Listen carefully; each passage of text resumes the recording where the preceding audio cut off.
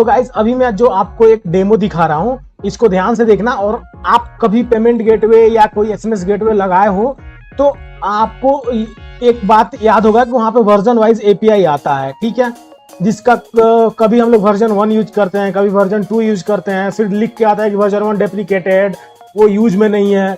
तो कहीं ना कहीं मेरे दिमाग में ये चल रहा था कि मैं अभी बहुत दिनों से पेमेंट गेटवे का, एसएमएस गेटवे का, कॉलिंग का, बहुत सारे थर्ड पार्टी एपीआई में यूज किया हूँ और इंटीग्रेट किया हूँ। तो मेरे दिमाग में कहीं ना कहीं चल रहा था कि आखिर ये वर्जन वाइज एपीआई कैसे बनता होगा और वो लोग टोकन कैसे देते हैं, हमें एपीआई की और सीक्रेट की कैसे देते हैं और हम लोग उसको कैसे यूज करते हैं, और या फिर जो भी हमें दिया है, प्रोवाइड किया थर्ड पार्टी पे, वो लोग अपने सर्वर पे कैसे इसको मैनेज करते होंगे, क्या कोडिंग लिखे होंगे। तो मैं काफ़ी दिनों से मेरे दिमाग में चल रहा था कि मैं इस पे रिसर्च करूंगा और इससे रिलेटेड मैं वीडियो लाऊंगा।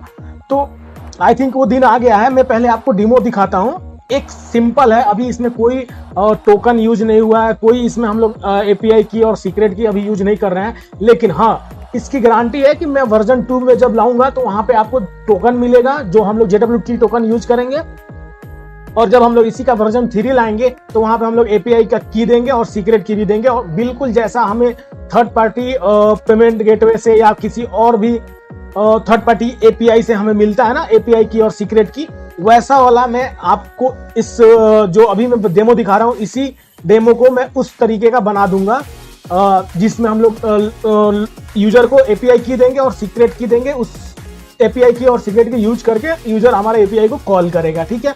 तो फिलहाल अभी ये बहुत सिंपल है, इसमें अभी कोई ऑथेंटिकेशन नहीं हुआ है, लेकिन ये पूरा का पूरा कंप्लीट क्रड है।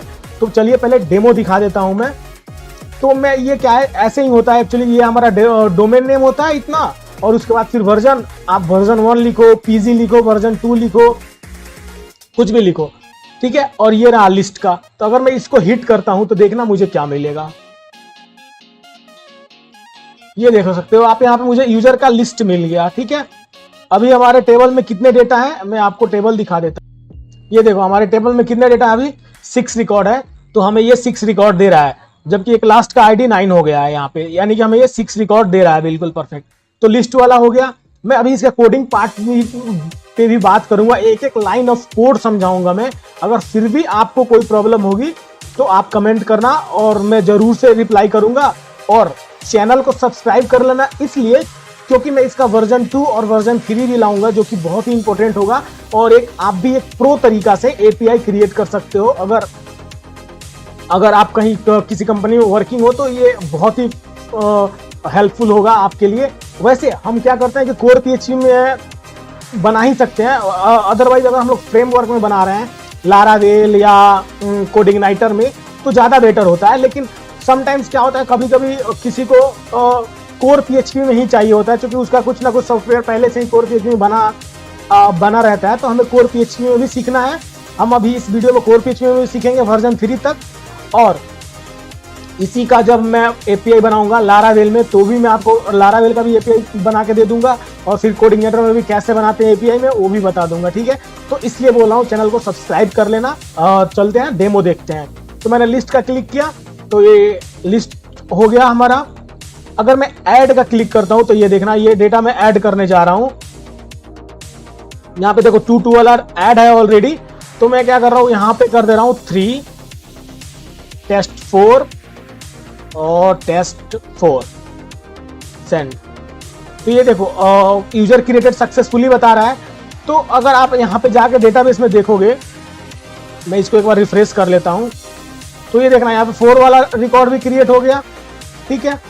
और साथ ही साथ एक बार यहाँ पे लिस्ट से वेरीफाई कर लेते हैं कि डेटा क्रिएट हुआ कि नहीं हुआ।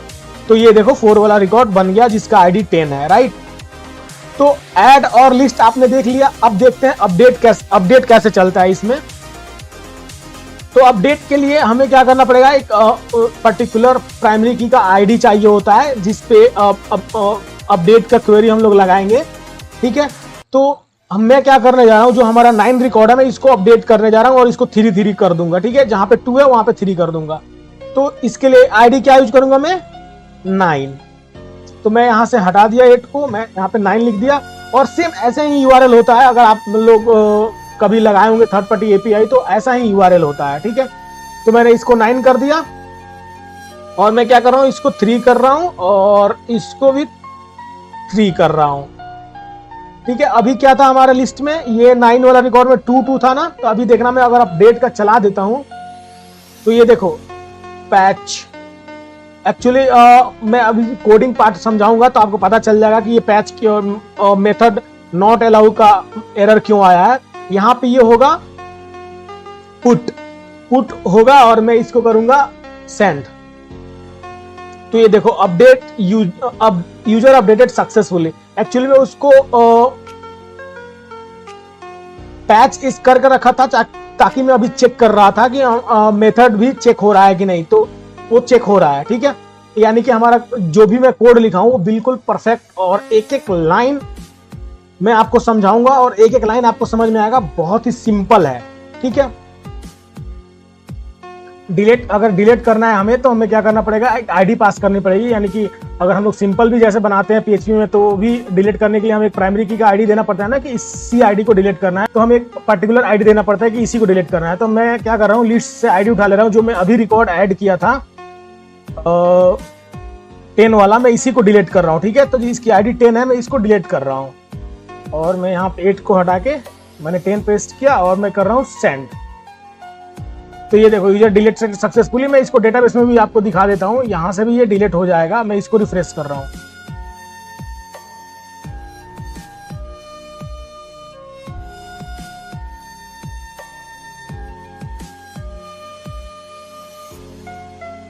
तो देखिए आप, यहां से ये डेटाबेस से भी डिलीट हो गया और हमारा डिलीट वाला भी चेक हो गया कि हाँ डिलीट का भी वो एपीआई बिल्कुल परफेक्ट चल रहा है। ठीक है, तो अब चलते हैं कोडिंग पार्ट पे और मैं इसका कोडिंग समझाता हूं एक एक लाइन। और आपको भी अगर कहीं समझने में दिक्कत हो रही है आपको, तो आप कमेंट करेंगे, मैं जरूर रिप्लाई करूंगा। और ये सारा का सारा कोड मैं अपने वेबसाइट कोड विद कोड पे दे दूंगा और वहां पे एक डिटेल ब्लॉग भी लिख दूंगा और वर्जन वाइज भी मैं इसको करूंगा, तो आपको कोड भी वर्जन वाइज मिल जाएगा मेरे वेबसाइट पे। ठीक है, तो चलते हैं इसके कोडिंग पार्ट पे। कोडिंग में मैं क्या लिखा हूं मैं आपको एक बार दिखा देता हूं। अगर मैं मुझे इस टाइप का URL अचीव करने के लिए मुझे STXS भी लिखना पड़ा है। तो सबसे पहले मैं आ जाता हूं STXS में और यहां पे जो ये लाइन लिखा हुआ है यही रीराइट करता है। यानी कि जो भी हमारा डोमेन होगा उस पे वर्जन 1 के बाद स्लैश और स्लैश के बाद कुछ भी आएगा तो वो रिडायरेक्ट कर देगा किस पे, इंडेक्स पे। क्या लेके, अगर कुछ वैल्यू होगी तो वो वैल्यू भी पास कर देगा, गेट मेथड के थ्रू हमें मिल जाएगा वैल्यू भी। ठीक है, तो यानी कि कुछ भी रिक्वेस्ट आ रही है वर्जन 1 और स्लैश के बाद, कोई भी लेटर स्पेस नंबर आ रहा है तो वो रिडायरेक्ट कर देगा index.php पे। ठीक है, इतना बात किसी को समझने में किसी को कोई प्रॉब्लम नहीं होगी, आई होप। तो बस इतना ही लिखना है STXS में और इसको रखना है रूट पे आपको। ठीक है, और ये जो db config है मैं पीडीओ यूज करता हूँ स्टार्टिंग से। मैं अपने जो PHP का ट्यूटोरियल बनाया हूँ मैं उसमें भी पीडीओ यूज किया हूँ। तो अगर आपको पीडीओ के बारे में नहीं पता तो मैं ट्यूटोरियल का लिंक दे दूंगा आई बटन पे, आप वहां पे से जाके देख लेना ट्यूटोरियल। ठीक है, अब मैं इंडेक्स पेज पे आ जाता हूं जहां पे हमारा रिडायरेक्शन होके, सपोज STXS ने रिडायरेक्ट कर दिया इंडेक्स पे। तो जब इंडेक्स पे आएंगे तो यहाँ पे क्या है, सबसे पहले ये 2 लाइन लिखना है आपको। ये 2 लाइन करता क्या है एक्चुअली, ये लाइन जो है एक्सेस कंट्रोल अलाउ ओरिजिन, यहाँ पे लिखा हुआ है स्टार। यानी कि हमारे सर्वर और हमारे डोमेन के अलावा भी अगर कोई अपने सर्वर या किसी दूसरे सर्वर या किसी दूसरे डोमेन से भी कॉल करेगा हमारे एपीआई को, तो भी हमारा एपीआई रिस्पॉन्स करेगा। ठीक है, इसका मतलब ये हुआ। अब आते हैं सेकंड लाइन पे। यहाँ पे क्या है, application type, application content type application और जेसन। इसका मतलब ये होता है कि जो हमारा ये एपीआई है वो जेसन में ही बात करेगा। यानी कि बात करने का मतलब ट्रांजेक्शन करेगा, और ट्रांजेक्शन यहाँ पे पैसे का तो होगा नहीं, डेटा का होगा।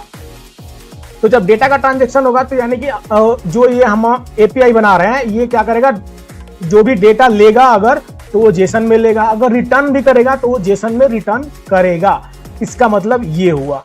ठीक है, तो आई होप ये दोनों लाइन क्लियर। अब आते हैं नीचे वाले लाइन पे। यहाँ पे मैंने लिखा हूँ $सर्वर और पाथ इन्फो। एक्चुअली एक और होता है रिक्वेस्ट पाथ। रिक्वेस्ट पाथ क्या होता है, इसमें आपको फुल URL मिलेगा जो भी URL से रिक्वेस्ट आई है इस पेज को, राइट। बट हमें फुल URL नहीं चाहिए, हम डोमेन को यहाँ पे यहाँ से डोमेन को हमें स्प्लिट कर रहे हैं। यहाँ पे हमें क्या चाहिए, जस्ट डोमेन के बाद का URL। अब जस्ट डोमेन के बाद का यूआरएल क्या होगा, सपोज ये हमारा यहां से लेके यहां तक डोमेन है, उसके बाद का यूआरएल क्या होगा, वर्जन 1, उसके बाद डिलीट, और ये यानी कि हमें कहां से मिलेगा, यहां से मिल जाएगा पूरी की पूरी चीजें। अगर मैं लिस्ट की बात करूं तो यहां से मिल जाएगा हमें, ठीक है, यहां से लेके यहां तक हमें पूरी की पूरी ये स्प्लिट हो जाएगा और लिस्ट हमें मिलेगा सिर्फ और सिर्फ, राइट। तो अब क्या है कि वर्जन 1 तो मिलेगा नहीं, ऑलरेडी ST एक्सेस से उसको हम लोग स्प्लिट कर चुके हैं, क्योंकि ST एक्सेस से जब भी वर्जन 1 कोई सेलेक्ट करेगा तो उसको इंडेक्स पे डालना है, यानी कि अब हमें पूरा का पूरा प्योर क्या मिलने वाला है, यहां से लेके ये वैल्यू वर्जन 1 सपोज ये हाइड ही हो चुका है ST एक्सेस के थ्रू, तो आप वर्जन 1 को भूल जाओ, समझ लो कि यहाँ पे वर्जन 1 नहीं है, यानी कि ये हमारा डोमेन और जस्ट इसके बाद का लिस्ट, यानी कि लिस्ट हमें मिल जाएगा इस, अगर हम ये यूज कर रहे हैं PHP इन्फो तो, राइट, यानी कि डोमेन के जस्ट बाद का स्लैश, ठीक है। तो ये मिल गया, यानी कि हमें जस्ट मिल गया लिस्ट स्लैश लिस्ट, ठीक है। तो मैं क्या कर रहा हूं, लिस्ट से स्लैश को रिमूव कर रहा हूं, यानी कि ट्रिम कर रहा हूं मैं, कि स्लैश के आगे पीछे अगर कोई स्पेस हो तो उसको ट्रिम कर देगा, ठीक है। तो मैं ये इस लाइन से ये कर रहा हूं, और ये मैं टेस्टिंग के लिए लिखा था, मैं इसको कमेंट कर रहा हूं, इसको कोई यूज नहीं है अभी फिलहाल। और जो ये लाइन है रिक्वायर्ड, ये मेरा डेटाबेस का कनेक्शन है, ठीक है। तो PDO यूज कर रहा हूं तो मुझे एक ही फाइल इंक्लूड करना होता है, और वहां से मुझे जो ये DB नाम का ऑब्जेक्ट है मिल जाता है, मैं इसी को कॉल कर करके अपना डेटाबेस से सारे कम्युनिकेशन कर लेता हूं, ठीक है। तो ये मेरा डेटाबेस का कनेक्शन के लिए लिखा हुआ है। और ये रहा मेथड, मेथड मींस आप किस मेथड से कॉल कर रहे हो, get method, post method, put method या डिलीट मेथड, तो ये हो गया मेथड। अब क्या होगा ना, अगर आपको स्विच स्टेटमेंट नहीं पता है तो मैं यहाँ पे स्विच स्टेटमेंट नहीं बता रहा हूँ, आपको मैं आई बटन में प्लेलिस्ट का लिंक दे दूंगा, वहां पे आप जाके देख सकते हो कि स्विच क्या होता है PHP में और स्विच को कैसे यूज करते हैं, ठीक है। यहाँ पे क्या कर रहा हूं मैं, अगर मेथड में क्या आएगा, हमारे मेथड में कभी लिस्ट आएगा, लिस्ट के लिए क्या आएगा, गेट। अब देखो लिस्ट के लिए क्या आएगा, गेट, ऐड के लिए क्या आएगा, पोस्ट, पुट के लिए, डिलीट के लिए, अपडेट के लिए, सॉरी अपडेट के लिए क्या आएगा, पुट, और डिलीट के लिए आएगा डेल, राइट। तो मैं क्या किया हूं, स्विच स्टेटमेंट एक बनाया हूं, जिसमें क्या होगा, मेथड के थ्रू ये स्विच होगा। अगर मेथड में गेट होगा तो फर्स्ट केस में जाएगा, अगर मेथड में पोस्ट होगा तो इस केस में जाएगा, ठीक है। अगर मेथड में पुट होगा तो इस केस में जाएगा, अगर मेथड में डिलीट होगा तो डिलीट के केस में जाएगा, ठीक है। यानी कि एक दूसरे से ये इंटरफेयर नहीं करेगा, इसलिए मैंने स्विच स्टेटमेंट यहाँ पे यूज किया है, ठीक है। अब मुझे एक्चुअली ये नहीं पता कि जो हम पेमेंट गेटवे का API यूज करते हैं हम लोग, किसी भी पेमेंट गेटवे का, तो एक्चुअली उन लोगों के बैकएंड में किस टाइप का कोड लिखा हुआ होता है। आई थिंक इसी तरह से वो लोग भी स्विच कर रहे होंगे मेथड के अकॉर्डिंग, ठीक है, या फिर कोई और मेथड होगा, लेकिन एग्जैक्ट नहीं पता। लेकिन हम लोग इस तरीके से भी अचीव कर सकते हैं, ये मेरा पर्सनल सोच था कि इस तरीके से भी हम जो चीजें अचीव करनी है हम इस तरीके से भी कर सकते हैं स्विच स्टेटमेंट के थ्रू, राइट। तो अगर मैं आपको एक दिखाता हूं, अभी मैं थोड़ी देर पहले मैं कैसीफाई का पेमेंट गेटवे लगा रहा था, तो यहाँ पे मुझे वर्जन भी मिला था, यहाँ पे देखो वर्जन 1, वर्जन 2, वर्जन 3, ठीक है, और यहाँ पे एक स्टेबल वर्जन भी है वर्जन 3, ठीक है। तो ऐसे ही जो मैं अभी API आपको दिखा रहा हूँ, इसका भी वर्जन 1 है अभी, इसका भी मैं वर्जन 2 बनाऊंगा जिसमें टोकन वाला होगा, और वर्जन 3 बनाऊंगा जिसमें API की और सीक्रेट की भी पास करूंगा, ठीक है। ये सारे काम अभी मैं कोर PHP से कर रहा हूँ, और सेम जब ये कंप्लीट हो जाएगा तब मैं आपको लारावेल में बनाना सिखा दूंगा और फिर कोडिनेटर में बनाना सिखा दूंगा API को। तो क्या होगा, आप एक तरीके से किसी भी प्लेटफॉर्म पे API बना सकते हो, किसी भी लैंग्वेज में और किसी भी फ्रेमवर्क में आप API आसानी से बना सकते हो, ठीक है, अपना खुद का custom API with authentication, right. तो अब चलते हैं, बात करते हैं कि कोडिंग का क्या है, कैसे मैं केस पे जाता हूं तो फिर वहां से क्या होता है। तो सपोज मुझे अभी लिस्ट का करना है, तो मेथड में क्या मिला होगा मुझे, गेट। अब जब गेट मिला तो ये इसी ब्लॉक ऑफ कोड में जाएगा, ना कि किसी और में जाएगा, राइट। तो जब ये इसी ब्लॉक ऑफ कोड में जाएगा, यहाँ पे ब्रेक भी लिखा हुआ होता है, तो ये तो स्विच स्टेटमेंट के साथ ही आता है। तो जब ये फर्स्ट केस में जाएगा, गेट वाले केस में, तो यहाँ पे क्या करेगा, request path equal to list check करेगा। अब रिक्वेस्ट पाथ में क्या वैल्यू स्टोर हुई है, आप यहाँ पे देखो, रिक्वेस्ट पाथ में वैल्यू स्टोर हुई है जो भी हमारा डोमेन के बाद का जो भी नाम आया था, लिस्ट, अपडेट, डिलीट, जो भी आएगा वो स्टोर हो जाएगा, राइट। तो अभी क्या है कि अभी इसको लिस्ट मिला होगा।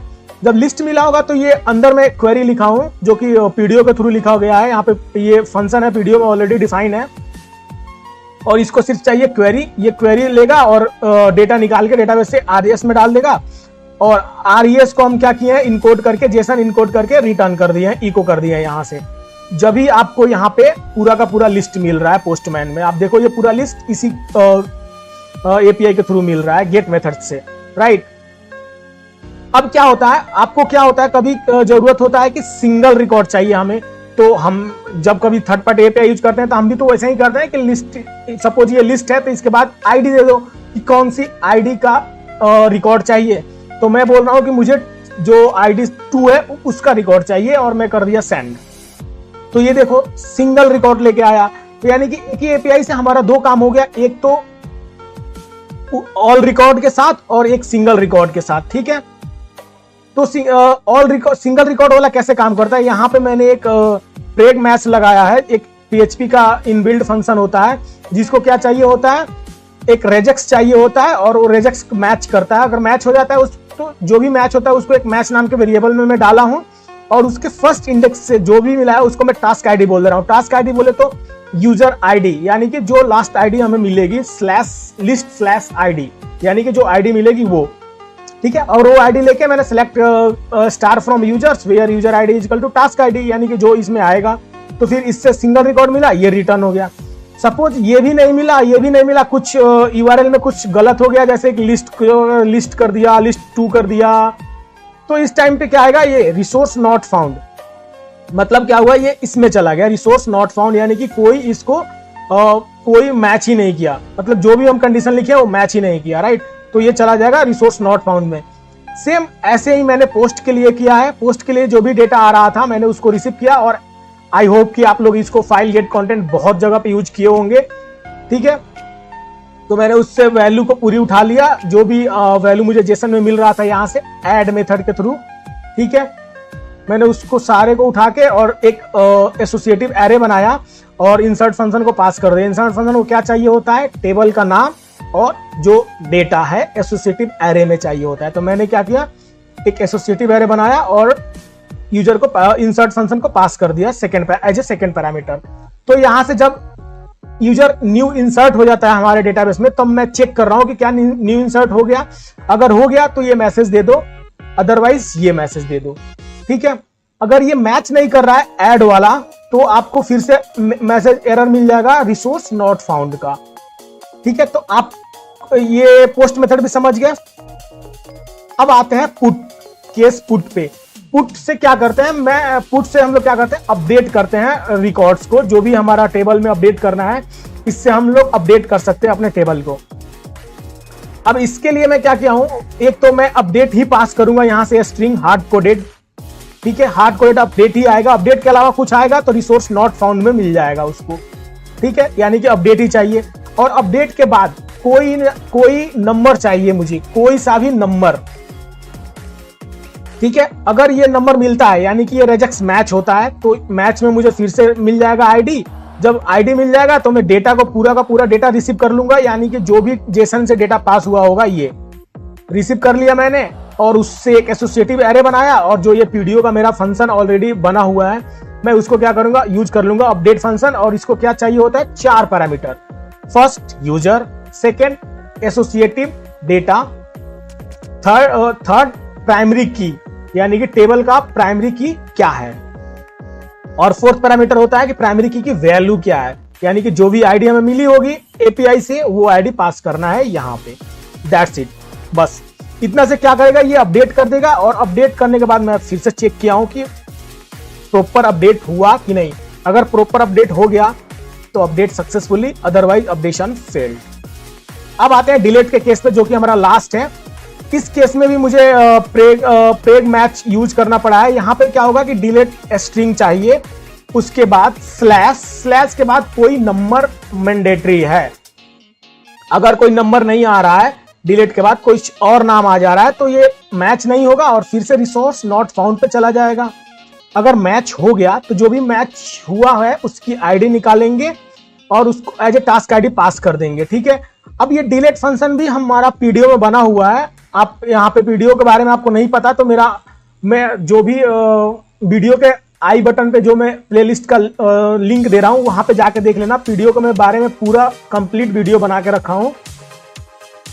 तो ये बस एक डिलीट फंक्शन है जिसको चाहिए टेबल का नाम, प्राइमरी की या फिर कोई भी आईडी जिसके बिहाफ पे मुझे डिलीट करना है, ठीक है, और वो आईडी की वैल्यू, ठीक है। तो मैंने इसको 3 पैरामीटर पास किया और ये डिलीट फंक्शन चल गया। फिर से मैंने चेक किया कि ये सक्सेसफुली चला कि नहीं चला, यानी कि ये ट्रू रिटर्न करेगा तो मैं मैसेज में ये रिटर्न करूंगा, अगर ये फॉल्स रिटर्न करेगा तो मैं मैसेज में ये रिटर्न कर रहा हूं, राइट। अगर ये मैच नहीं करेगा तो रिसोर्स नॉट फाउंड, ठीक है।